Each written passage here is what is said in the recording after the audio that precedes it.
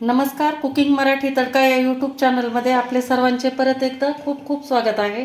आज मी तुम्हाला भोपळ्याची म्हणजे दुधी भोपळ्याची कुकरमध्ये झटपट अशी होणारी साधी एकदम भाजी करून दाखवणार आहे.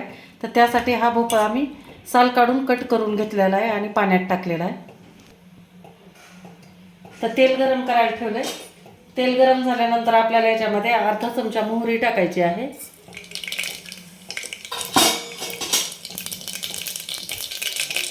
नंतर जिरे टाकायचे आहेत आणि एक कांदा घेतलेला आहे. कांदा टाकते. या कांद्याला चांगलं सोनेरी कलरवर आपल्याला परतून घ्यायचं आहे. नंतर 5-6 लसणाच्या पाकळ्या आहेत असे जाडसर ठेचून घेतल्या ते टाकते. त्याला पण आपल्याला एक अर्धा मिनिटभर परतून घ्यायचं आहे. लसणामुळे एकदम छान अशी चव येते भोपळ्याला, दुधी भोपळ्याला. याच्यानंतर आपल्याला एक टोमॅटो कट करून घेतला आहे तो टाकायचा.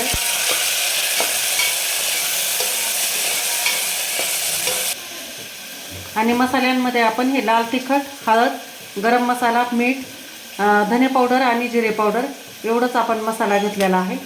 तर हे आपण आता याच्यामध्ये टाकून घेऊ. छान मिक्स करून घ्यायचं याला आपण.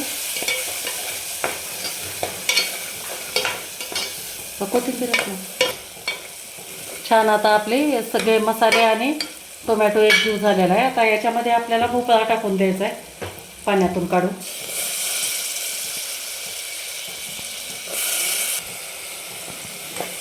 मिक्स करून घ्यायचं छान. भोपळा असा पटकन होतो, शिजतो, त्याच्यामुळे आपल्याला जास्त याच्यामध्ये पाणी वगैरे जास्त टाकायचं नाही. तर शेंगदाण्याचं कूट घेतलेलं आहे मी. तर हे अर्धी वाटी शेंगदाणे घेतले होते. याच्यामध्ये थोडासा लसूण ठेचून टाकलेला आहे. वाटताना जाडसर हे टाकून घेते. चांगलं मिक्स करायचं आहे आणि आपल्याला अर्धा ग्लास फक्त याच्यामध्ये पाणी टाकायचं आहे.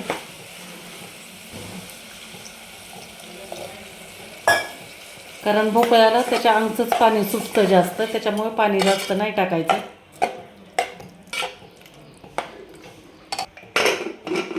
आणि कुकरचं झाकण लावून आपल्याला फक्त एक शिट्टी करून घ्यायची याची मीडियम गॅसवर.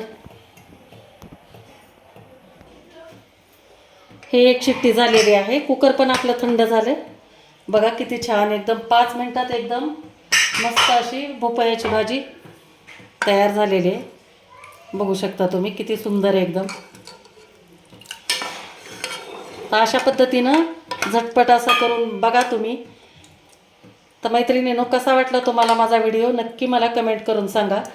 आणि व्हिडिओ जर आवडला असेल तर लाईक करा, शेअर करा आणि चॅनलला नवीन असाल तर सबस्क्राईब करा.